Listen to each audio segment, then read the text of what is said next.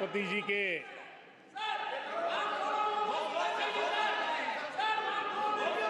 भाषण के प्रति आभार व्यक्त करने के लिए उपस्थित हुआ हूं। आदरणीय सभापति जी, हमारे आदरणीय राष्ट्रपति जी ने विकसित भारत के संकल्प को अपने प्रवचन में विस्तार दिया है। आदरणीय राष्ट्रपति महोदया ने अहम विषय उठाए हैं। आदरणीय राष्ट्रपति जी ने हम सबका और देश का मार्गदर्शन किया है। इसके लिए मैं राष्ट्रपति जी का हृदय से आभार व्यक्त करता हूं। आदरणीय सभापति जी, कल और आज कई माननीय सदस्यों ने राष्ट्रपति जी के अभिभाषण पर अपने विचार व्यक्त किए हैं। मैं विशेष करके जो पहली बार सांसद बनकर के हमारे बीच आए हैं और उनमें से कुछ आदरणीय साथियों ने अपने जो विचार व्यक्त किए, संसद के सभी नियमों का पालन करते हुए किए। उनका व्यवहार ऐसा था जैसे एक अनुभवी सांसद का होता है और इसलिए प्रथम बार आने के बावजूद भी उन्होंने सदन की गरिमा को बढ़ाया है और उन्होंने अपने विचारों से इस डिबेट को और अधिक मूल्यवान बनाया है। आदरणीय सभापति जी,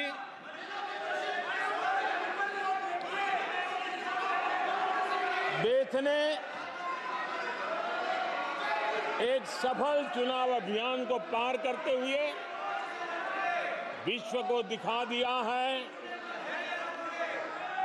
कि ये दुनिया का सबसे बड़ा चुनाव अभियान था। देश की जनता ने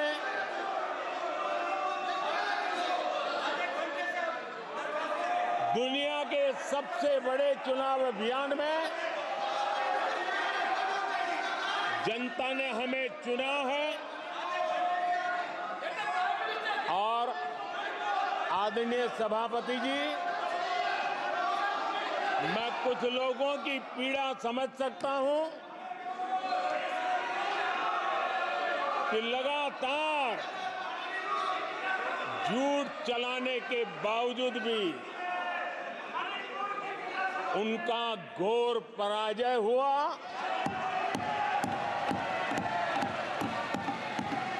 और लोकतंत्र के माननीय प्रतिपक्ष के नेता ये शोभा नहीं देता। आपको पर्याप्त समय पर्याप्त अवसर दिया है, ये शोभा नहीं देता। आप सदन में डायरेक्शन दो। माननीय नेता जो बोल रहे हो जब खड़े हो, ये शोभा नहीं देता आपके लिए, ये उचित नहीं है संसदीय परंपराओं के अनुसार। ये तरीका ठीक नहीं है आपका। नो, ये गलत तरीका है आपका और ये तरीका इस तरीके से नहीं चलेगा बिल्कुल। नो, गलत तरीका है। नो, संसद के अंदर गरिमा बना के रखें। आप गरिमा को तोड़ना चाहते हैं। आप संसद मर्यादा पीछे नहीं करें। आपको गरिमा नहीं, सदन की डायरेक्शन देते आप बेल में आने के लिए लोगों को। ये प्रतिपक्ष के नेता है आप। नो, गलत तरीका आपका। माननीय प्रधानमंत्री जी,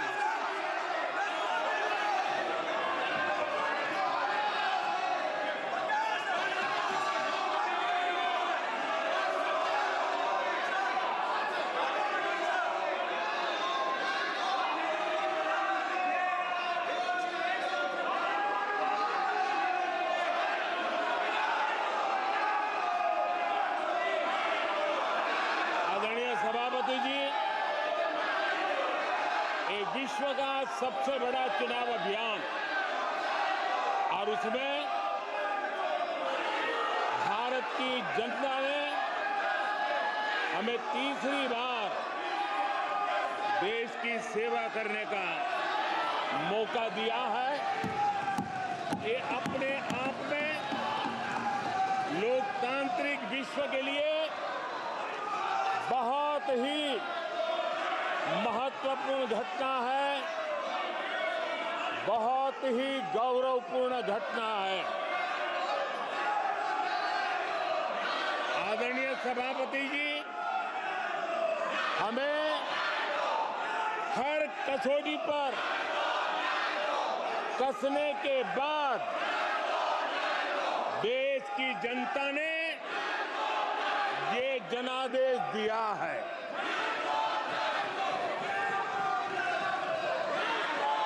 जनता ने हमारे 10 साल के ट्रैक रिकॉर्ड को देखा है।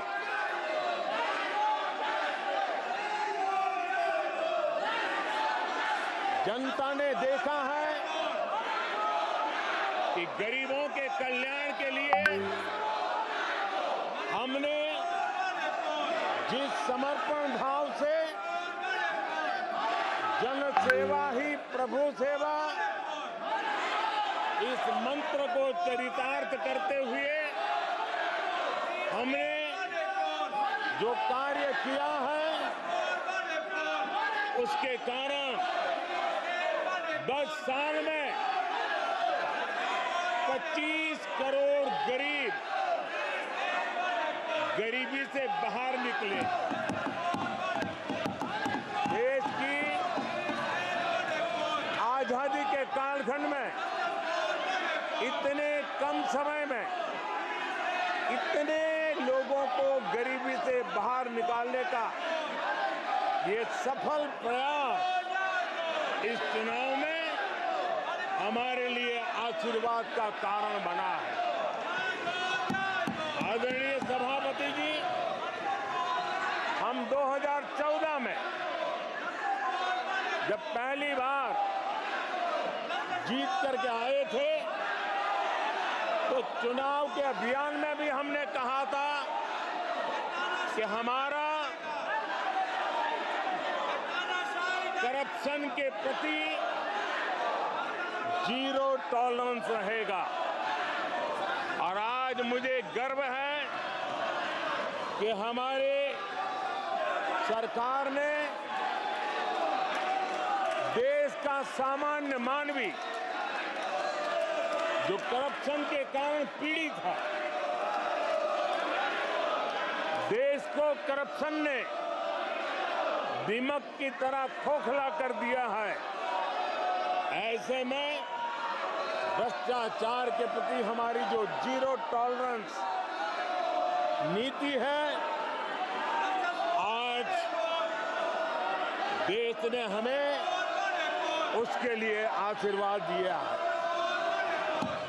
आदरणीय सभापति जी, आज दुनिया भर में भारत की साख बढ़ी है। आज विश्व में भारत का गौरव हो रहा है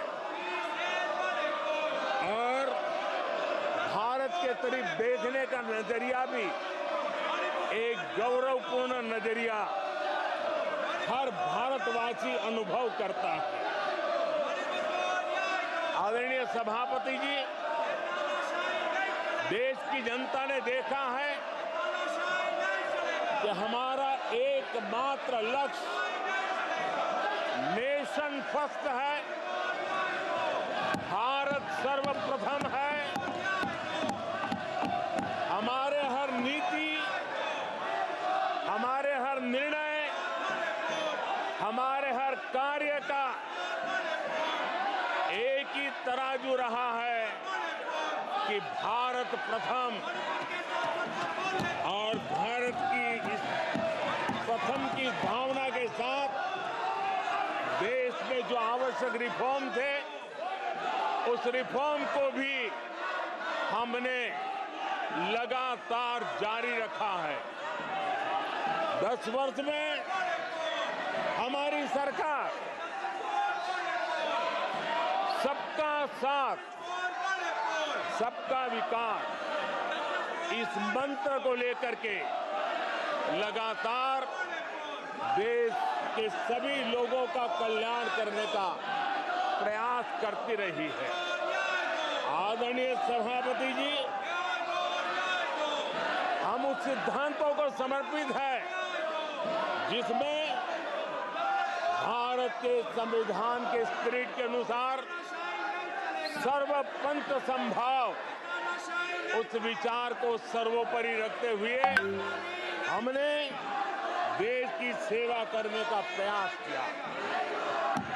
आदरणीय सभापति जी, इस देश ने लंबे अरसे तक तुष्टीकरण की राजनीति भी देखी। इस देश ने लंबे अरसे तक तुष्टीकरण का गवर्नेंस का मॉडल भी देखा। देश ने पहली बार सेक्युलरिज्म का एक पूरा हमने जो प्रयास किया, और वो हमने तुष्टीकरण नहीं, संतुष्टीकरण, और संतुष्टीकरण के विचार को लेकर के हम चले हैं। और जब हम संतुष्टीकरण की बात करते हैं तो इसका मतलब है कि हर योजना का सैचुरेशन, गवर्नेंस की आखिरी व्यक्ति तक पहुंचने की हमारी जो संकल्पना है, इसको परिपूर्ण करना। और जब हम सैचुरेशन के सिद्धांत को लेकर चलते हैं, तब सैचुरेशन सच्चे अर्थ में सामाजिक न्याय होता है। सैचुरेशन सच्चे अर्थ में सेक्युलरिज्म होता है, और उसी को देश की जनता ने हमें तीसरी बार बिठा करके मोहर लगा दी है। आदरणीय सभापति जी, अपीजमेंट ने इस देश को तबाह करके रखा है, और इसलिए हमने justice to all, appeasement to none, इस सिद्धांत को लेकर के हम चले हैं। आदरणीय सभापति जी, 10 साल के हमारे कार्य को देखने परखने के बाद भारत की जनता ने हमारा समर्थन किया है। आदरणीय सभापति जी, हमें फिर एक बार 140 करोड़ देशवासियों की सेवा करने का मौका मिला है। आदरणीय सभापति जी, इस चुनाव ने इस बात को सिद्ध किया है कि भारत की जनता कितनी परिपक्व है, भारत की जनता कितने विवेकपूर्ण रूप से और कितने उच्च आदर्शों को लेकर के अपने विवेक का सद्बुद्धि से उपयोग करती है, और उसी का नतीजा है कि आज तीसरी बार हम आपके सामने, देश की जनता के सामने नम्रतापूर्वक सेवा करने के लिए उपस्थित हुए हैं। आदरणीय सभापति जी, देश की जनता ने हमारी नीतियों को देखा है, हमारी नीयत, हमारी निष्ठा, उस पर देश की जनता ने भरोसा किया है। आदरणीय सभापति जी, इस चुनाव में हम जनता के बीच एक बड़े संकल्प के साथ देश की जनता के पास आशीर्वाद मांगने के लिए गए थे और हमने आशीर्वाद मांगा था विकसित भारत के हमारे संकल्प के लिए। हमने विकसित भारत के निर्माण के लिए एक प्रतिबद्धता के साथ, एक शुभ निष्ठा के साथ जन सामान्य का कल्याण करने के इरादे से हम गए थे। जनता ने विकसित भारत के संकल्प को चार चांद लगा करके हमें फिर से एक बार विजयी बना करके देश की जनता की सेवा करने का मौका दिया है। आदरणीय सभापति जी, जब देश विकसित होता है तब कोटि कोटि जनों के सपने पूरे होते हैं।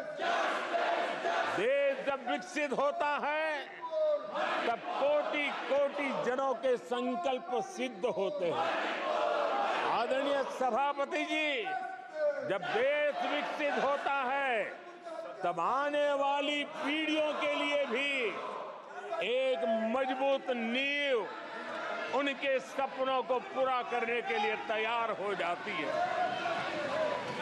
आदरणीय सभापति जी, विकसित भारत का सीधा सीधा लाभ हमारे देश के नागरिकों की गरिमा, हमारे देश के नागरिकों के क्वालिटी ऑफ लाइफ में सुधार, ये स्वाभाविक हमें विकसित भारत होने से देश के कोटि कोटि जनों के भाग्य में आता है। आजादी के बाद मेरा देश का सामान्य नागरिक इन चीजों के लिए तरसता रहा है। आदरणीय सभापति जी, जब विकसित भारत होता है तब हमारे गांव की स्थिति, हमारे शहरों की स्थिति, उसमें भी बहुत बड़ा सुधार होता है। गांव के जीवन में गौरव भी होता है, गरिमा भी होती है और विकास के नए नए अवसर भी होते हैं। हमारे शहरों का विकास भी एक अवसर के रूप में विकसित भारत में उभरता है, तब दुनिया की विकास यात्रा में भारत के शहर भी बराबरी करेंगे, ये हमारा सपना है। आदरणीय सभापति जी, विकसित भारत का मतलब होता है कोटि कोटि नागरिकों को कोटि कोटि अवसर उपलब्ध होते हैं, अनेक अनेक अवसर उपलब्ध होते हैं और वो अपने कौशल्य, अपनी क्षमता और संसाधनों के अनुसार विकास की नई सीमाओं को प्राप्त कर सकता है। आदरणीय सभापति जी,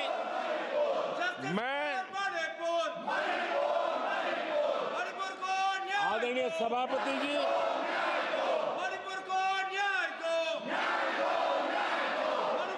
आदरणीय सभापति जी, मैं आज आपके माध्यम से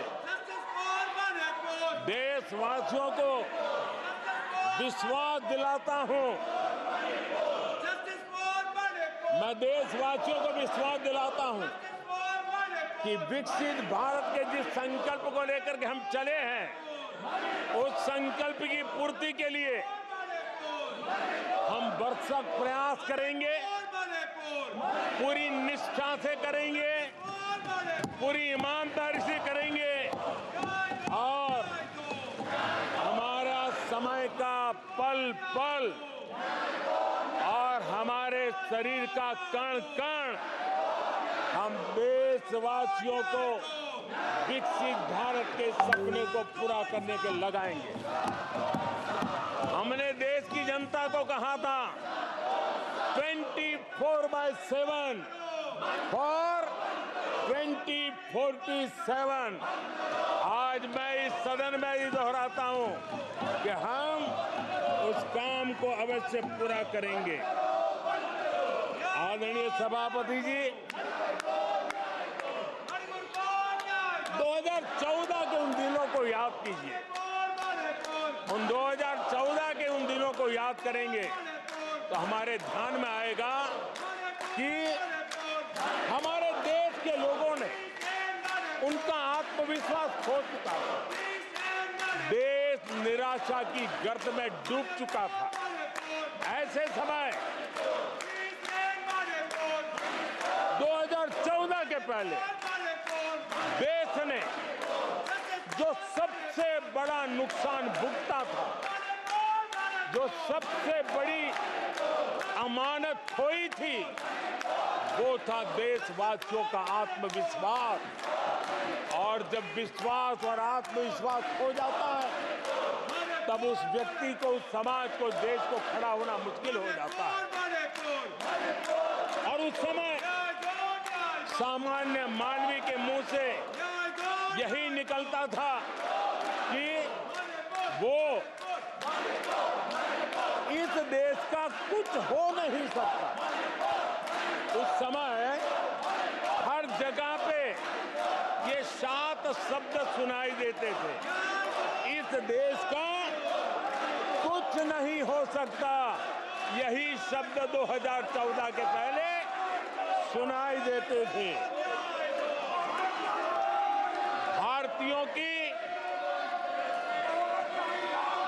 हताशा के इन 7 शब्द एक प्रकार से पहचान बन गए थे। उस समय आए दिन अखबार खोलते थे तो घोटालों की खबरें ही पढ़ने को मिलती थी और सैकड़ों करोड़ के घोटाले, रोज नए घोटाले, घोटालों से स्पर्धा, ये घोटालेबाज लोगों के घोटाले, इसी का एक कालखंड था।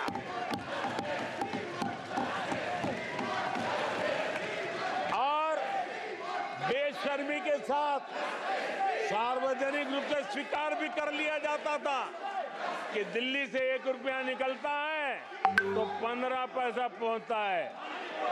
1 रुपये में 85 पैसे का घोटाला। इस घोटालों की दुनिया ने देश को निराशा की गर्त में डुबो दिया था। पॉलिसी पैरालिसिस था, फ्रेजाइल 5 में पहुंच चुके थे। भाई भतीजावाद इतना फैला हुआ था कि जिसके लिए सामान्य नौजवान तो आशा छोड़ चुका था कि अगर कोई सिफारिश करने वाला नहीं है तो जिंदगी अटक जाएगी। ये स्थिति पैदा हुई थी। गरीब को घर लेना हो, हजारों रुपए की रिश्वत देनी पड़ती थी। आदरणीय सभापति जी, अरे गैस के कनेक्शन के लिए मेंबर पार्लियामेंट के यहाँ, सांसदों के यहाँ अच्छों को चक्कर काटने पड़ते थे और वो भी बिना कट के लिए गैस के कनेक्शन नहीं मिलते थे। आदरणीय सभापति जी, मुफ्त राशन भी पता नहीं कब बाजार में दुकान पर बोर्ड लटक जाए हक का राशन नहीं मिलता था, उसके लिए भी रिश्वत देनी पड़ती थी। और हमारे ज्यादातर भारतीय भाई बहन इतने निराश हो चुके थे कि वो अपने भाग्य को दोष दे करके, अपने नसीब को दोष दे करके जिंदगी काटने के लिए मजबूर हो जाते थे। आदरणीय सभापति जी, वो एक वक्त था 2014 के पहले, जब वो 7 शब्द हिंदुस्तान के जनमन में स्थिर हो चुके थे। निराशा की गर्त में डूबा हुआ समाज था। तब देश की जनता ने हमें सेवा करने के लिए चुना और वो पल देश के परिवर्तित युग का प्रारंभ हो चुका था। और 10 साल में मैं कहूंगा मेरी सरकार की अनेक सफलताएं हैं, अनेक सिद्धियां हैं, लेकिन एक सिद्धि जिसने हर सिद्धियों में भी जोर भर दिया, ताकत भर दी, वो थी देश निराशा की गर्त में से निकल करके आशा और विश्वास के साथ खड़ा हो गया। देश में आत्मविश्वास बुलंदी पर पहुंचा और उसके कारण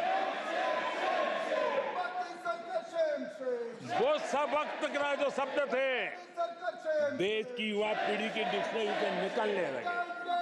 धीरे धीरे देश के मन में स्थिर हो गया। जो 2014 से पहले कहते थे कुछ नहीं हो सकता,